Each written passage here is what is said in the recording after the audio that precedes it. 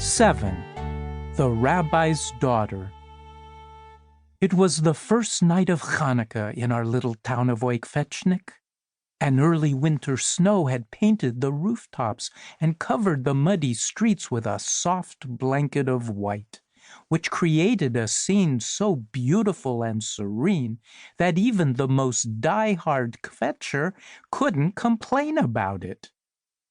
As soon as darkness fell, Chanukah lights began to appear, flickering candles behind frosted glass, as Jewish families placed menorahs on windowsills in celebration of the holiday. In the Rabbi of Oykvetchnik's home, the activities were just getting underway. Family and guests had arrived, and the rabbi sat at the table looking around with great satisfaction. He smiled with pleasure at the sight of his only daughter Channele, surrounded, as usual, by a circle of boys. Channele was very beautiful, and she knew it, and although the rabbi had tried to subdue her tendency towards vanity, he had to admit she was perfectly formed in face and figure, as if created by the angels of heaven.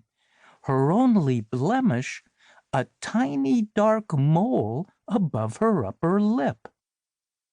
By the time she was of marriageable age, matchmakers from miles around were standing in line with suitors, privileged sons of rich and respected families, poor Torah scholars destined to be great rabbis, and handsome and successful businessmen seeking to improve their yichus, their lineage.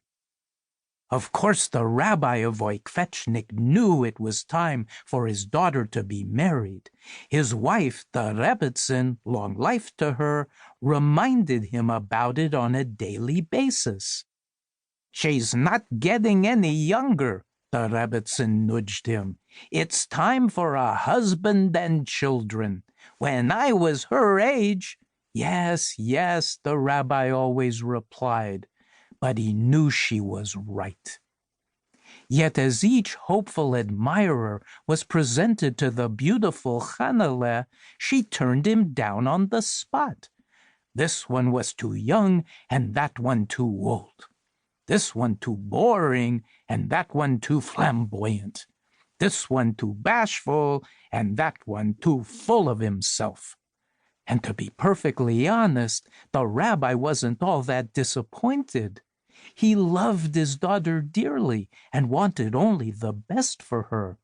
And as he surveyed the prospects, he had to admit none of them were all that ay. Now it was the rabbi's custom on Shabbos, the Sabbath, to bring home a few of his students after services.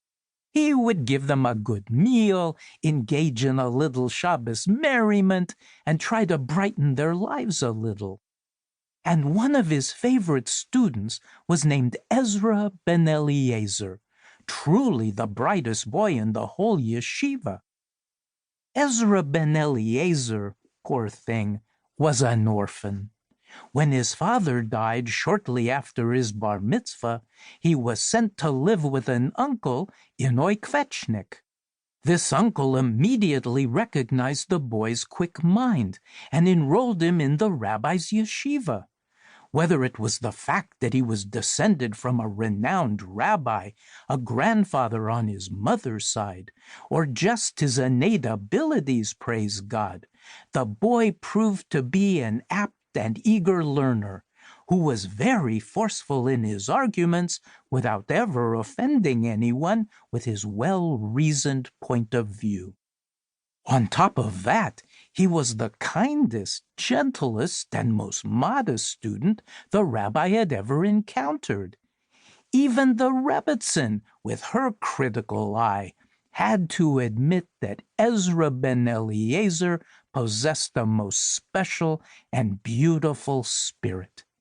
And Channele, too, always treated Ezra ben Eliezer with the utmost courtesy.